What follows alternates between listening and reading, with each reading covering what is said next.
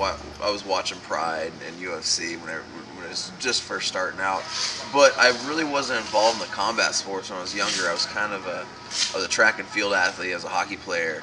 And I actually went to college as a cross country runner.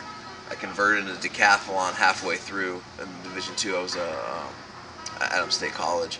But when I converted to decathlon, I got introduced to power sports, the strength training, stuff like that.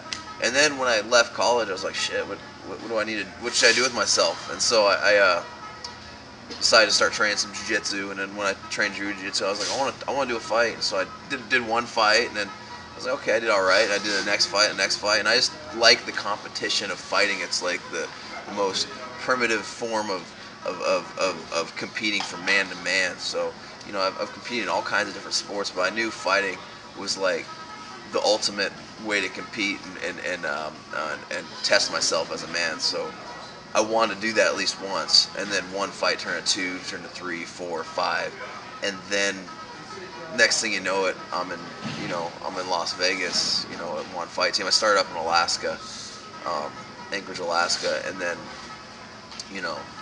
I eventually just got laid off from a job, and I was like, okay, I'm just gonna go down to Vegas and make it happen, just because I didn't want to,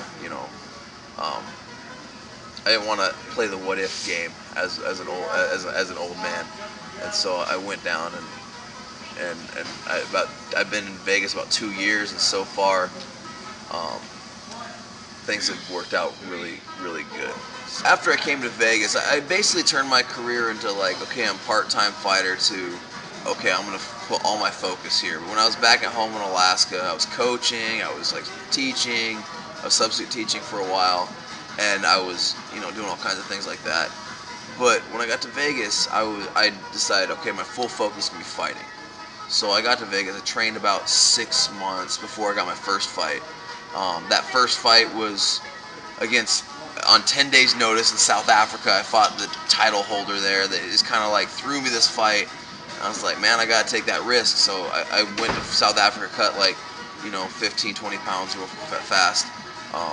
Made the weight, choked out their belt holder in a non-title fight, so I didn't get their belt. So that was a bummer. But, that was the start of my career. And just recently, I had another opportunity.